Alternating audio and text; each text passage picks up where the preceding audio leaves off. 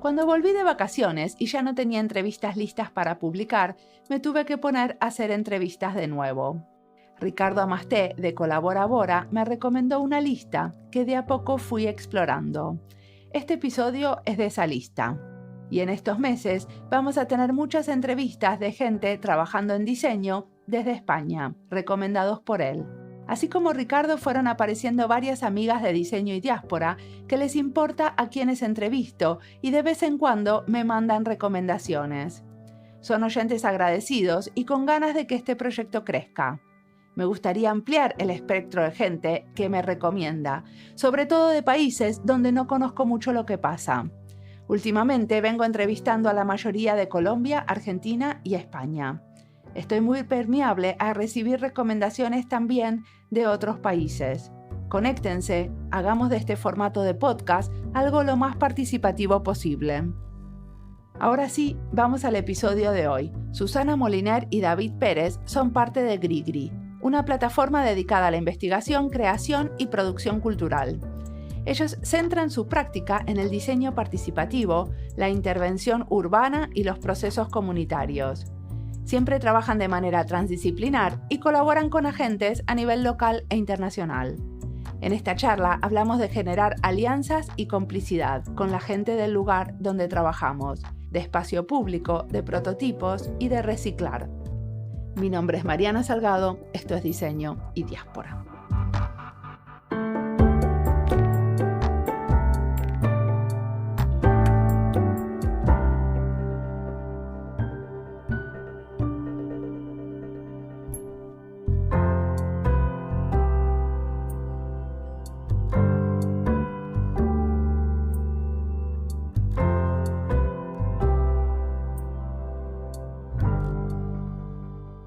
Me llamo David, soy parte de Green Projects, junto a Susana, Adriana, María. ¿Y qué estudiaste cuando estudiaste? Estudié arquitectura en Madrid, en la Politécnica. Y estoy ahora, un poco parado, pero haciendo el máster de ciudad y urbanismo de la UOC, de la Universidad Oberta. Ok. ¿Eso es en Madrid también? Es un máster online. Muy bien. ¿Y vos, Susana? Pues yo me llamo Susana, soy miembro y fundadora de Grigri y estudié ciencias políticas, fíjate tú, soy supuestamente politóloga, pero bueno, muy vinculada a proyectos artísticos de cooperación cultural. Me puedo denominar productora cultural, pues lo de la gestora cultural, lo de la gestión lo llevo mal, o dinamizadora y nada, y aquí estamos mezclando cosas. Perfecto. ¿Y por qué Grigri? ¿Cómo se les ocurre empezar? No porque el nombre, sino cómo empieza Grigri. Vale, pues bueno, en mi trayectoria, mi variopinta trayectoria de idas y venidas, pues he pasado muchos años viviendo en África del Oeste, entre Bamako y Dakar, en Mali, Senegal. Y nada, entonces la palabra grigri, que significa amuleto en los países de la región, pues me parecía que era una palabra como muy, aparte de una palabra mágica, ¿no? Que interpela esto de lo invisible, al generar un relato a través de un objeto, ¿no? Como el tema de la agencia de los objetos, ¿no? Que eso está tan de moda en el tema del diseño, pues que como en otras culturas, pues eso siempre ha existido, ¿no? Y que no solamente existen las personas, ¿no? Sino que existen toda una serie, ¿no? Un ecosistema de objetos invisibles y no visibles y animales y tal, que operan y que generan ecosistema con las personas, ¿no? Con los colectivos. Entonces, la palabra me parecía como muy oportuna cuando intentábamos imaginar un espacio de trabajo en torno a proyectos colaborativos, ¿no? Proyectos participados que posibilitaban la protección de los espacios principalmente urbanos, ¿no? De la ciudad, ¿no? Entonces, el hacer estos grigris, estos amuletos, pues que son estas acciones, estas intervenciones urbanas, estos prototipos que desarrollamos con diferentes colectivos de la ciudad, generaban esta protección de un espacio, ¿no? La palabra con la que se denomina la asociación nace de un programa que desarrollábamos en Media Lab Prado, de aquel Media Lab Prado de aquella época, en el 2016, que se llamaba el proyecto Grigri Pixel, que era la relación, ¿no? Entre lo mágico, el objeto, ¿no? Y la cultura digital, ¿no? El trabajo más entre diferentes personas, ¿no? Y también el proyecto de Grigri Pixel que desarrollábamos en Media Lab Prado con el Ayuntamiento de Madrid y con el apoyo de la cooperación española, ¿no? Porque yo he trabajado mucho tiempo en terreno, ¿no? Con proyectos de carácter cultural, de cooperación, y entonces era como, me parecía interesante como darle la vuelta a un proyecto de cooperación donde las personas expertas en el reencantamiento urbano, ¿no? En el hacer juntos, en el poder trabajar con materiales de desechos, reciclados, etcétera, ¿no? El trabajo de la manualidad, ¿no? Pero Lo no material. entiendo quiénes eran las personas expertas. Las personas expertas que venían eran personas que seleccionábamos con una convocatoria y que venían de diferentes ciudades africanas y había desde gente que trabajaba en Fab Labs a personas que trabajaban en teatro comunitario, a gente que trabajaba más el tema de mapeados con OpenStreetMap en Togo, o sea que eran diferentes agentes culturales que podemos llamar de innovación ciudadana, o sea, en un espectro muy amplio, que eran seleccionados para que vinieran a España, o sea, a Madrid, y lo hicimos en Barcelona, para ayudarnos, esta gente, con personas de los barrios donde íbamos a desarrollar este grigri, para llevar a cabo este objeto mágico, ¿no? O sea que siempre que tenían como un presupuesto para pagarle a un montón de gente para venir a visitar. Exactamente, teníamos un montón de presupuesto para que viniera gente y teníamos el apoyo de la agencia de cooperación para no solo nos diera dinerito, sino nos diera posibilidad de los visados, porque en un mundo común tan bonito como el que tenemos, hay una parte muy grande de la población que no puede moverse, ¿no? Que no puede tener visados y no pueden tener, bueno, pues para poder viajar y poder conocer y poder encontrar. Entonces, para nosotros el proyecto de Greenpeace además tiene ese aporte, ¿no? También de cuando hablamos de proyectos internacionales, la mayor parte de lo internacional está en Europa y en América, pero cuando vas hacia el sur, poco internacional. Entonces, pues era también conectar con un continente como el africano, que nos parece un continente que está enfrente de España y del que poco sabemos o de lo que sabemos es bastante ¿no? Con una connotación negativa, etcétera. Entonces, voy y vengo porque yo tengo una manera de hablar que voy por las ramas, pero bueno, de ahí viene la palabra grigri, ¿no? Viene de este proyecto que se llama Grigri Pixel y viene de una trayectoria y de una experiencia previa al colectivo que se crea en 2016, porque yo desde 2009 estoy por esos mundos. Entonces, cuando vuelvo a Madrid, pues me parecía como bonito como recuperar esta palabra que en el fondo interpela y lo saben también las personas que vienen de este lugar, ¿no? Porque cuando además trabajamos mucho con personas migrantes de origen africano, pues saben lo que es un grigri, ¿no? Y en cambio la gente se dice, ¿pero qué es grigri? Claro, prototipo, ¿no? Dices, vamos a hacer un prototipo y crees que todo el mundo sabe que es un prototipo, No. pero mucha gente no sabe lo que es un prototipo. Pero Entonces, a ver, espera un minutito. Entonces, viene toda esta gente a España y ¿qué pasa? ¿Qué sucede en ese intercambio? ¿Hay una intervención en el espacio urbano? hay primero un trabajo previo a que venga toda esta gente maravillosa, que significa un trabajo de mediación y de picar piedra en el territorio, que creo que es fundamental para cualquier diseño de proyecto comunitario, que significa generar alianzas, generar complicidad, generar confianza con agentes del lugar, ¿no? Entonces, antes de que vinieran todas estas maravillosas personas, pues identificábamos cuáles eran las problemáticas del territorio, ¿no? O qué temática nos parecía interesante trabajar. Pasamos desde el tema de la hospitalidad, el derecho a la ciudad, el trabajo sobre lo invisible, lo imaginario. Entonces, se identificaban estas temáticas con las asociaciones de vecinos, con estudiantes, o sea, con gente que estaba en la órbita de Media Lab y alrededores, ¿no? Y luego, una vez que había ese trabajo previo, se utilizaba el pretexto de producir y fabricar un prototipo, es decir, un grigri, para durante 2 semanas Estas 4 o 5 personas que venían de África, más los colaboradores locales, más las entidades que se sumaban al proyecto, producían o fabricaban este objeto. Y en el segundo año empezamos a trabajar con un espacio de acogida a personas migrantes que vienen de África del Oeste. Pero, Entonces, nos espera, que quiero entender lo del objeto. Todos fabricaban juntos un objeto y el objeto era ¿qué?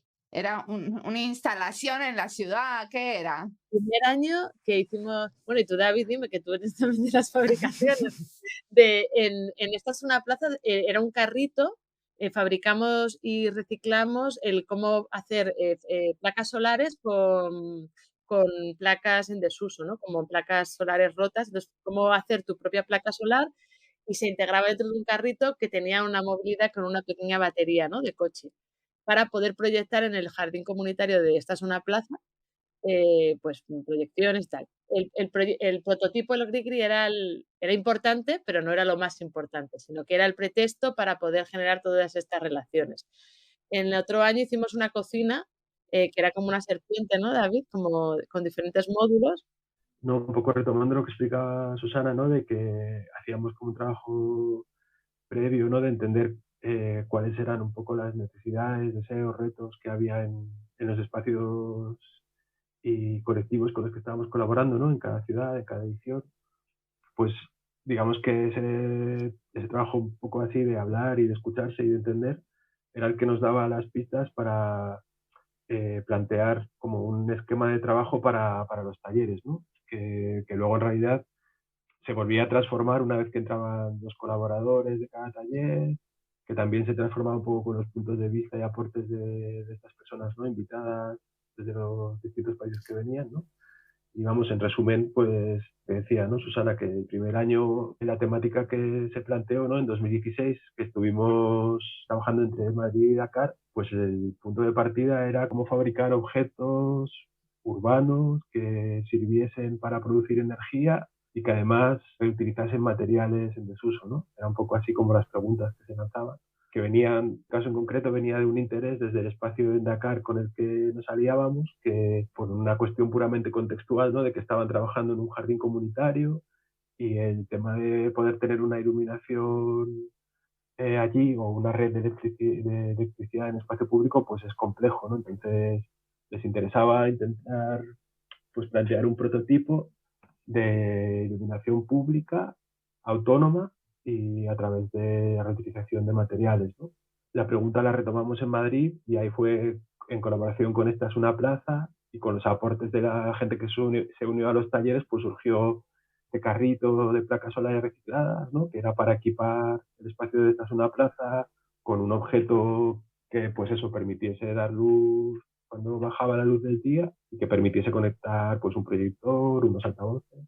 Y se planteó también una idea de un balancín, ¿no? De un elemento de juego, como un sube y baja, que también con el propio movimiento de la gente que lo utilizaba, ¿no? De ese subir y bajar, pues transformaba la energía cinética también en electricidad, ¿no?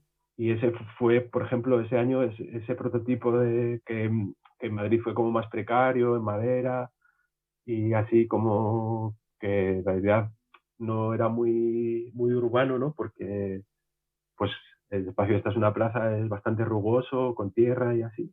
Pues ese prototipo se retomó en Dakar para hacer un balancín como más de escala urbana, más estable, para instalar el jardín comunitario, ¿no? Del que partía la pregunta por este objeto que pudiese dar luz al jardín comunitario. O sea, como que de un año a otro estos mismos prototipos van evolucionando.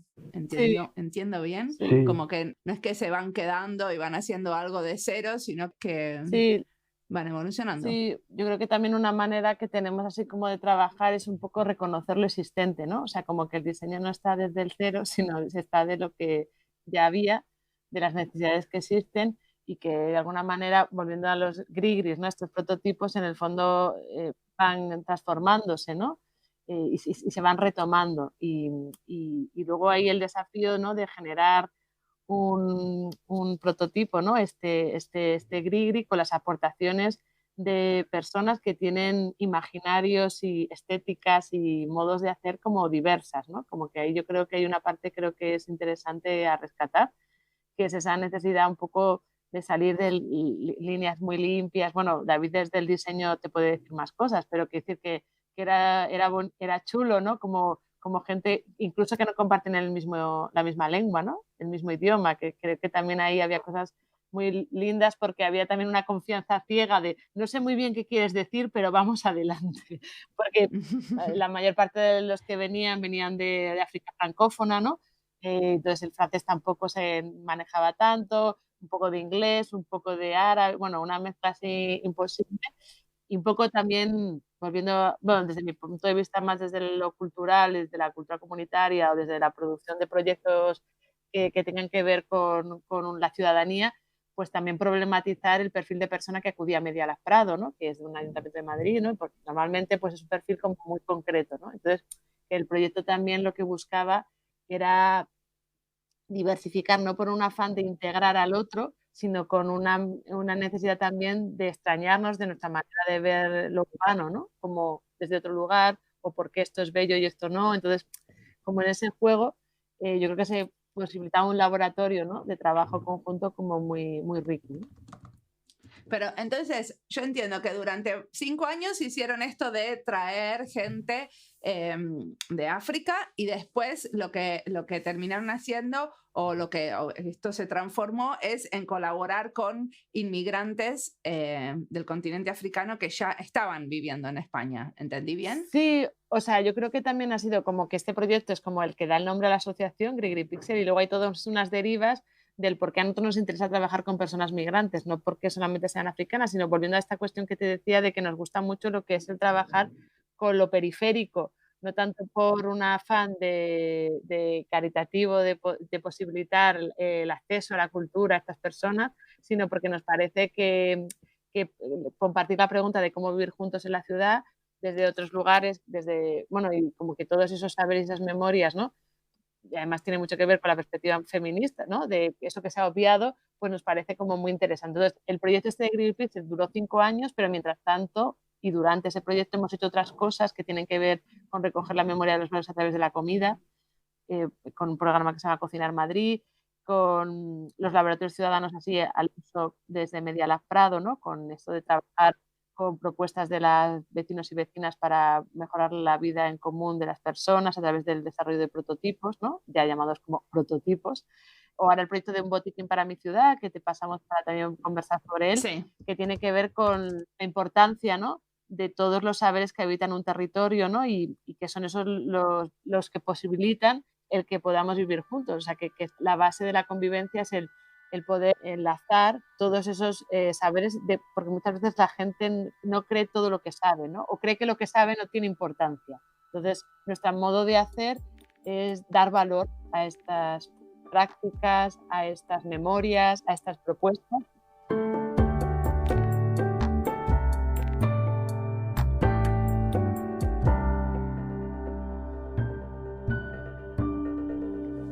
Esta entrevista es parte de las listas Espacios Habitables, Colectivos y Cooperativas de Diseñadores, España y Diseño y Arquitectura para el Cambio.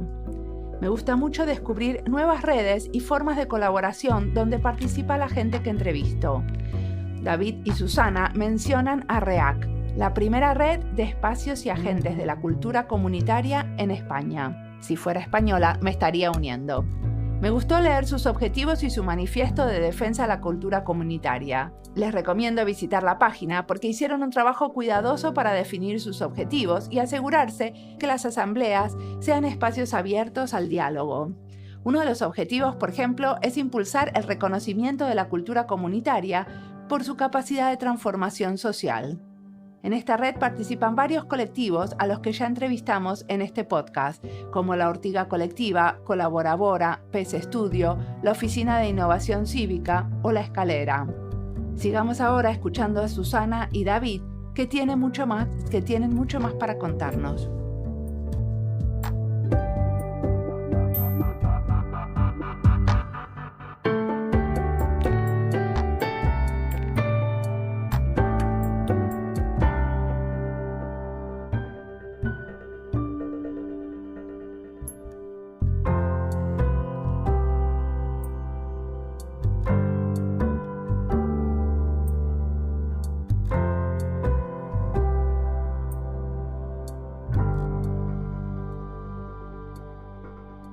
vamos al caso que queremos hablar, que es un botiquín para mi ciudad. Eso. ¿De qué se trata Venga, un David, tú, botiquín que para yo mi soy ciudad? mucho más así. Cuéntalo tú más pim pam pum.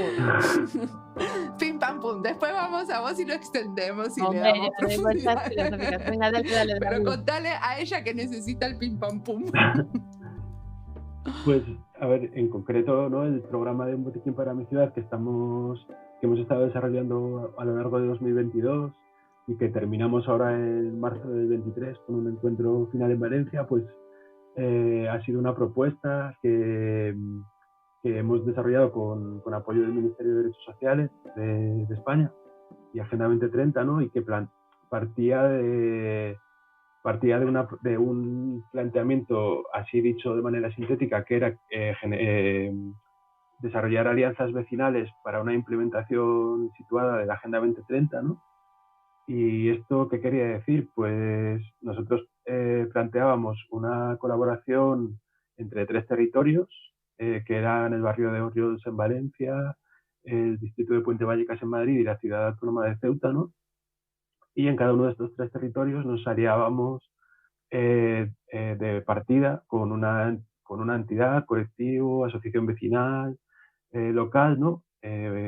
Algunas de ellas con las que ya teníamos relación, otras que surgieron en el proceso, ¿no? En Orriols nos vinculamos a la asociación Orriols Convive, con quienes habíamos tenido pues un poco de contacto en un proyecto anterior, gracias a unas compañeras de Valencia, Carpe. Pero decime una cosa, ¿por qué el Ministerio de Derechos Sociales le interesa que un barrio de Ceuta, otro de Madrid y otro de Valencia se comuniquen? Pues nosotros, lo que habíamos planteado de partida, ¿no? Era que sentíamos que era importante, retomando lo que decía antes Susana, ¿no? Que en territorios calificados como fragilizados, vulnerabilizados, ¿no? Con un tejido social pues con distintas condiciones de vulnerabilidad, era importante plantear espacios de encuentro donde las personas que lo habitan, independientemente del origen, de sus saberes, puedan, ¿no? Juntarse, diagnosticar qué es lo que pasa, entender cuáles son las problemáticas que resultan comunes, ya seas de Cuenca y hayas migrado al barrio en el 70 o ya seas de Senegal y hayas venido hace 3 años buscándote la vida. ¿No? Entonces, crear estos espacios de poner en común, conocerse, entender también lo que cada uno puede aportar y generar propuestas, que son lo que llamamos estos remedios vecinales del botiquín, que puedan incidir positivamente sobre el propio territorio en el que se habita, ¿no? Nosotros planteamos estos 3 territorios porque nos parecía, por un lado, interesante los colectivos con los que teníamos la oportunidad de aliarnos en cada uno de ellos, ¿no? En Vallecas con una despensa solidaria y con el espacio de Cercade, en Orriols con esta asociación Orriols Convive, ¿no? Que trabaja también como mucho con el tema de interculturalidad y también con el trabajo comunitario de desarrollar propuestas para mejorar el barrio desde la propia vecindad. Y en Ceuta, ¿no? Con el LINC, que es una asociación que justamente se define a sí misma como un espacio de pausa, de descanso para las personas que están en tránsito hacia Europa para poder, digamos, recuperarse de las heridas que les ha producido este viaje, ¿no? Y bueno, veíamos que en estos 3 contextos diversos, pero con muchas cosas en común, se podían producir un conjunto de remedios que, bueno, pues que podían justamente resultar muy útiles para aterrizar esta Agenda 2030, ¿no? Para decir, vale, hay estas grandes agendas globales generadas desde grandes instancias políticas, pero ¿qué significa esto en la proximidad del barrio, en el cotidiano y desde el punto de vista de las personas que, digamos, ponen nombres, caras y carne a esto que muchas veces están los informes de diagnóstico de vulnerabilidad de un barrio, ¿no? Entonces, ¿cuáles eran los remedios que salieron? Pues Supongo que es un proceso de codiseño, ¿no? Al final, sí, donde hay como muchos actores que se juntan y en algún momento toman alguna decisión. fue bastante diverso. Y de hecho fue también muy, o sea, resultó muy vinculado a, digamos que partimos incluso de hacer un autodiagnóstico, o sea, o de reunirnos con estas propias entidades para entender en qué momento estaban, ¿no? Por ejemplo, las compañeras de Orriols Convive nos dijeron que estaban en un momento muy frágil porque se acababa de extinguir una parte de la asociación. La despensa también estaba en un momento más o menos de crisis porque querían dar un paso más allá de simplemente ser un banco de alimentos. Las compañeras de Ceuta coincidió que también estaban justo mudándose de espacio porque les habían terminado la cesión. Entonces, bueno, también partimos de primero entender en qué momento estaban cada una, ¿no? Porque también el proyecto lo que quería era pues engarzarse y apoyar cosas que ya estaban haciendo para potenciarlas y bueno, y dar espacio a que surgiesen cosas nuevas, ¿no? Entonces, en la escucha, pues las compañeras de Ceuta nos decían que para ellas era muy importante crear espacios donde participase gente de Ceuta que normalmente no se involucraba en estos espacios, ¿no? Lo que decía Susana respecto a Medialab, por ejemplo. O en Orriols, ellas venían de un proceso desde 2012 que se conformó la asociación, creo, en el que vienen desarrollando propuestas de trabajo en el barrio y bueno, fue casi un proceso con ellas de convocar estas propuestas que estaban en marcha, intentar incorporar otras nuevas y ver qué fuerzas había para conformar equipos de trabajo para llevar más allá estas propuestas, ¿no? Que eran pues desde un huerto comunitario que estaban reclamando en un solar que lleva un tiempo abandonado, ¿no? Y que lo han ocupado y lo están empezando a habilitar, pero no tienen apoyos. Les interesaba desarrollar una moneda social y un banco de tiempo en el barrio. Esto luego se quedó como más apagado. Surgían muchas propuestas de acción creativa en el barrio, ¿no? De embellecer, mejorar el aspecto del paisaje urbano. Surgieron, bueno, tenían una radio comunitaria que estaba parada y que querían pues ver si podían instalar una antena para ir más allá de la radio web. Bueno, ahí sí que había como muchas cosas en marcha y con ganas de darles más vida.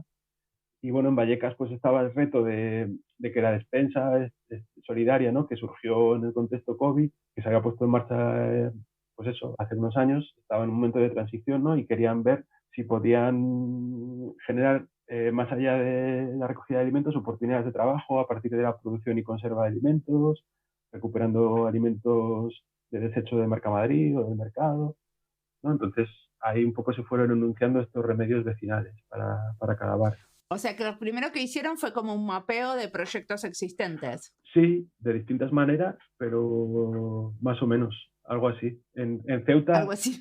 Ceuta fue diverso porque en realidad es un contexto en el que la gente que se unió, ¿no? Mucha de la gente que se unió, que son personas que están desplazándose pues, desde distintos países de África hacia distintos países de Europa, pues no sienten que Ceuta sea un lugar en el que vayan a estar, ¿no? Ni se sienten vecinas de la ciudad.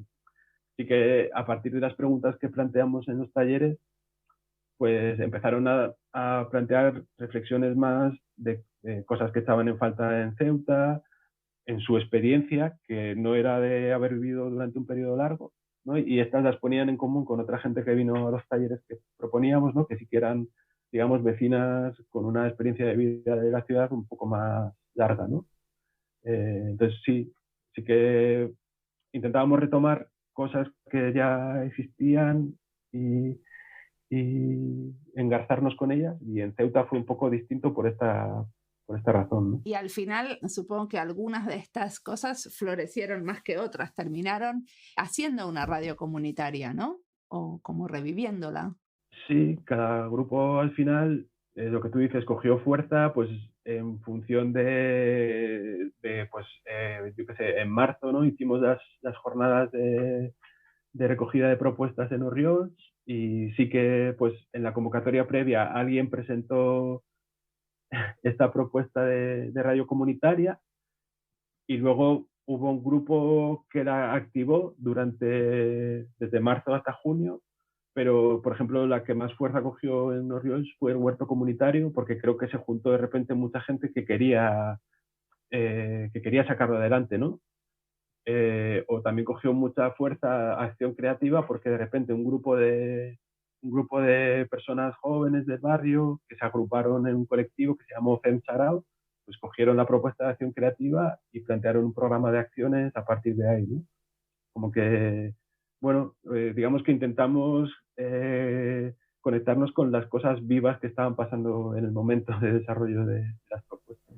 Y me encanta el verbo que usas todo el tiempo, esto de engarzar. Sí. Supongo que tienen mucho trabajo hecho en esto de engarzarse con cosas existentes, ¿no? Porque es el fuerte para que las cosas al final terminen prendiendo, que en principio las ideas surgieron de la misma comunidad, ¿no? Sí, yo creo que, bueno, mientras estoy aquí tranquila, perdona, estoy aquí yendo y viniendo, que mi padre un poco disfrutado con la otra. No, que yo creo que engarzar, ensamblar, como creo que es un verbo, ¿no? Me gusta mucho, Mariana, que lo hayas recogido, porque creo que sí que, o sea, con nuestra pequeña escala, súper pequeñita de posibilidad de transformar, ¿no?, lo existente, yo creo que tiene mucho que ver con conectar prácticas, mundos, comunidades, es decir, que digo, volviendo al contexto, ¿no?, distópico en el que estamos viviendo ahora mismo, donde también hay una falta, ¿no?, y una crisis del relato de tal y como, ¿no?, de desarrollo de lo que es el bienestar y una serie de la finitud, ¿no?, de los recursos existentes. Una posibilidad de que las cosas puedan cambiarse es que los proyectos, ¿no?, desde las prácticas artísticas, ¿no?, críticas, ¿no?, no solamente se queden en la cuestión del activista, ¿no?, o del mundo de la gente que ya está convencida, sino cómo eso lo podemos engarzar, ¿no?, vincular y ensamblar con otros mundos que habitan el mundo en el que vivimos, ¿no? Entonces, sí que nos parece muy importante esa cuestión de la diversidad de perfiles, de prácticas, de estéticas y de memorias, como que nos va la vida en ella, en conectarlos y en reconocerlos, ¿no? Porque creo que ha habido un borrado de mucho de lo que podría haber sido, ¿no?, y que está dentro de nuestros territorios, entonces como que no hay que inventar no hay que inventar muchas veces nada, ¿no?, sino que es más reconocer y conectarlo con otras y eso transformarse, ¿no? O sea, es mucho lo vivo y trabajamos mucho más desde el presente, ¿no?, que no es tan importante de dónde vienes, sino que ahora mismo estás compartiendo un lugar, ¿no? Y en esa pregunta pues podemos generar algo nuevo, ¿no?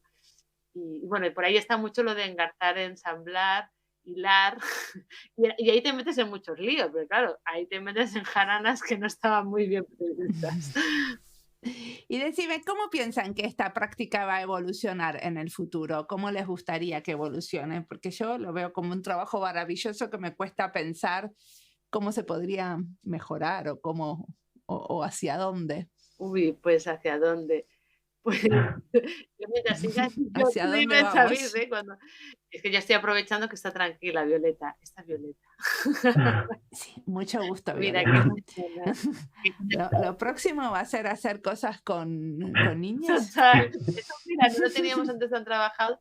Pues sí que es verdad que de una manera así como más natural trabajamos mucho ¿no?, desde la arquitectura, el diseño, la cultura, y que es gracioso que cada vez más las propuestas nos vienen más desde el entorno de lo social, ¿no?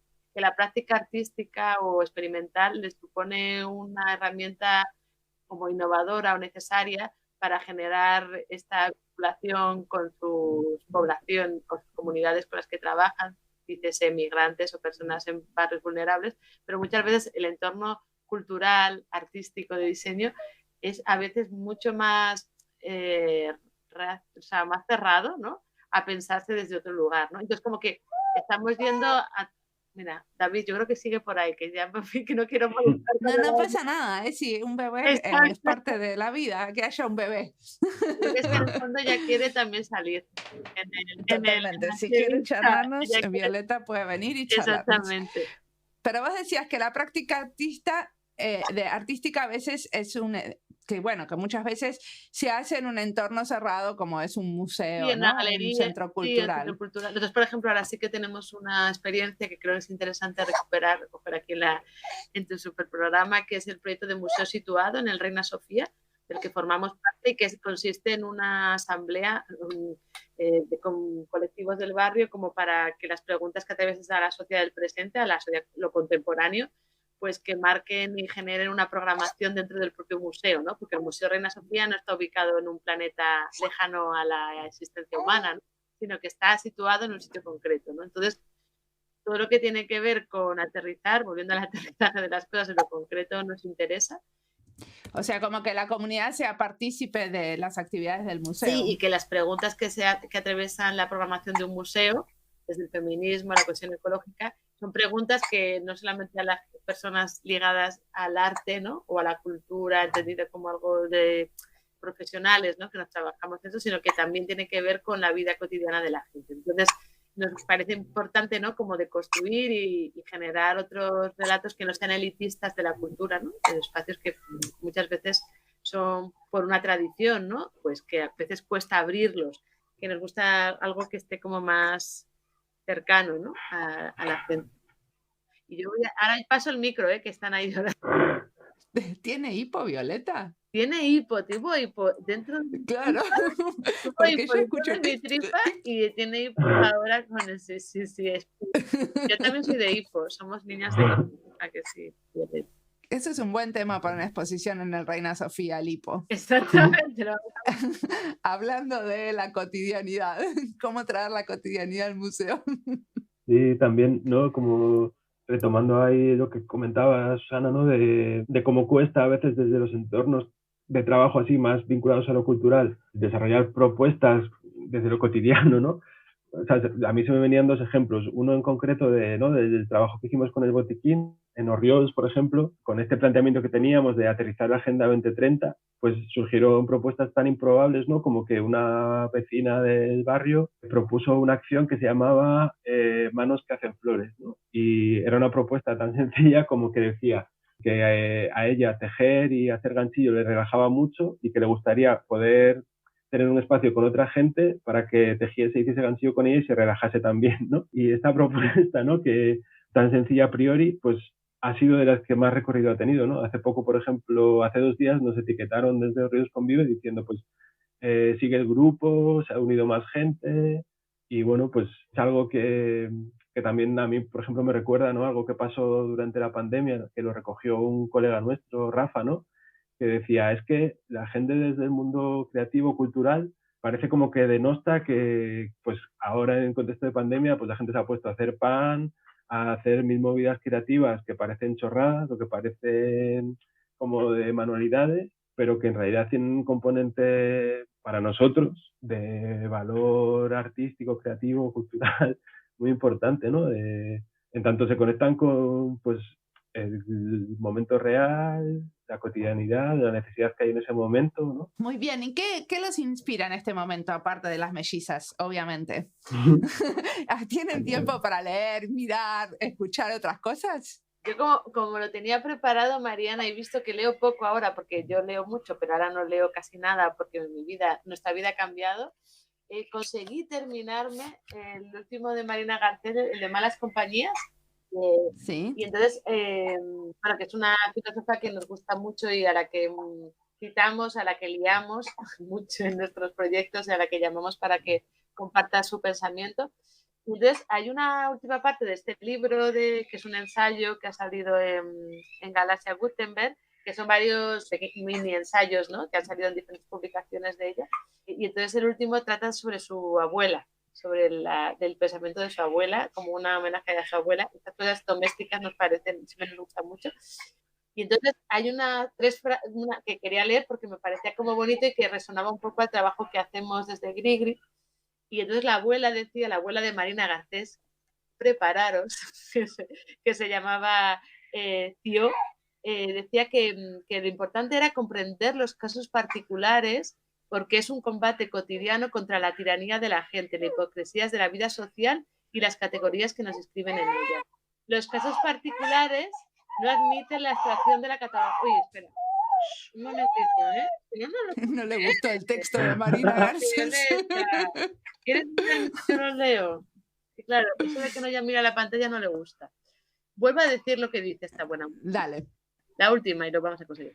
Comprender estos particulares es un combate cotidiano contra la tiranía de la gente, las hipocresías de la vida social y las categorías que nos inscriben en ella. Los casos particulares no admiten la extracción ni la catalogación. Cada uno de ellos desarticula el sistema entero de representación. A ojos de quien comprende, cada uno de nosotros deja de ser un objeto y aparece en su manera de ser, de mirar y de estar en el mundo.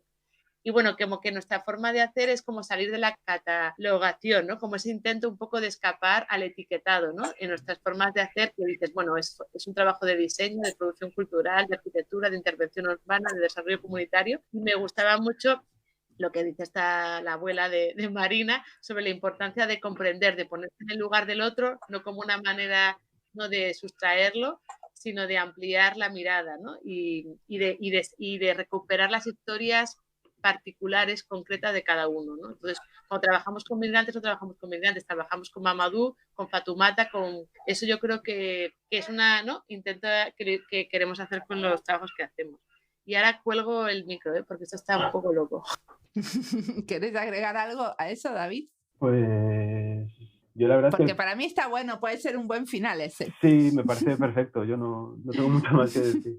Pues si querés puedes recomendarnos algo vos que estuviste escuchando. ¿Qué te gustaría recomendar? Bueno, pues la verdad es que también ando como sin mucho tiempo para leer últimamente y las últimas lecturas en las que anduve pues estaban vinculadas al máster este que estaba haciendo, ¿no?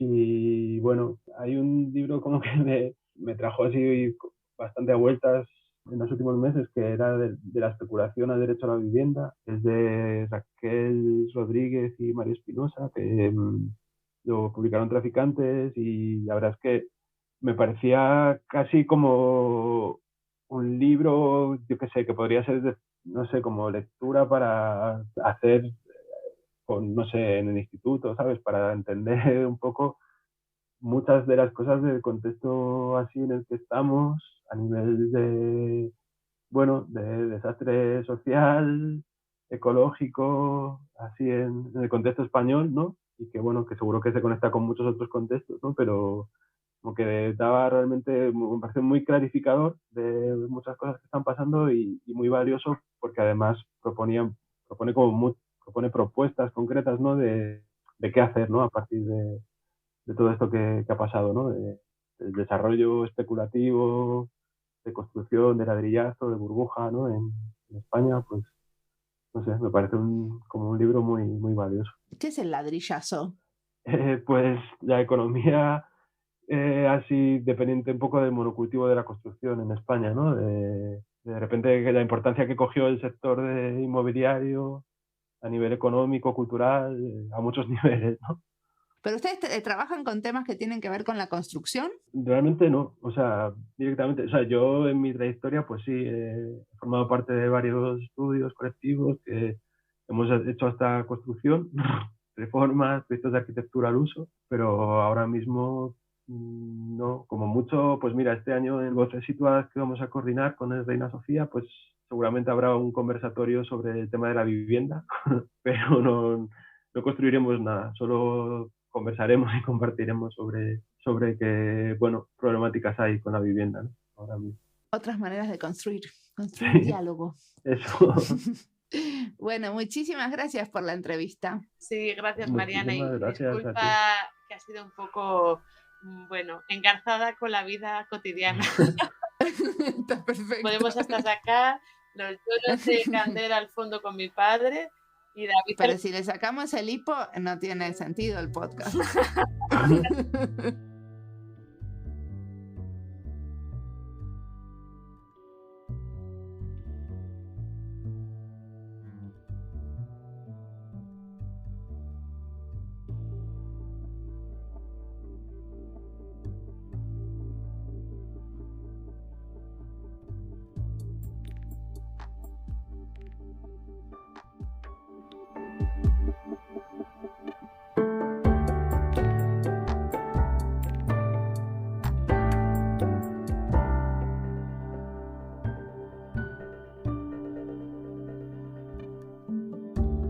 Escuchamos un podcast también con los ojos, porque mientras nos cuentan un diseño, nos lo imaginamos.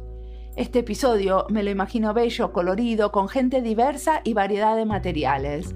Muchos miran el trabajo de los y las personas que entrevisto mientras escuchan la entrevista, o muchos lo miran después. Nuestra página web es bastante consultada, alrededor de 2.000 personas por mes la visitan. La escucha es bien diferente si mientras estoy mirando el trabajo de los entrevistados o me concentro en el relato. Como saben, Los que me siguen, vengo pensando y leyendo sobre la escucha. Cuando estamos en diálogo con otros, muchas veces no escuchamos con intención de comprender, pero con la intención de responder. Eso nos hace a nuestra escucha activa, porque pensamos en cómo lo que nos dicen se relaciona con lo que hacemos o lo que sabemos. ¿Qué pasa cuando escuchamos un podcast? Me da mucha curiosidad saber si mantienen un diálogo interno con les entrevistades o se responden para sí mismas algunas de las preguntas que hago. Me encantaría entender más sobre su escucha. ¿Cómo es? ¿Qué hacen mientras escuchan Diseño y Diáspora? ¿Se preguntan y se responden cosas relacionadas a la práctica de diseñar? ¿Siempre? ¿A veces? Me pueden escribir y me cuentan. Aprende a escuchar, escucha para aprender, dice Julia Cameron en su libro sobre la escucha. Escuchar requiere grandes dosis de paciencia y la paciencia es un componente fundamental en la escucha. Gracias por tu paciencia al escuchar y llegar hasta el final de este episodio. Como siempre, la música del podcast es de Antonio Zimmerman. El diseño de sonido es de Andy Fechi. Este podcast está publicado con licencia creativa común con atribuciones. Esto fue Diseño y Diáspora. Pueden seguirnos en nuestras redes sociales, en YouTube, Instagram, LinkedIn y Twitter, o visitar nuestra página web diseñoydiaspora.org. No olviden recomendarnos. Nos escuchamos en la próxima.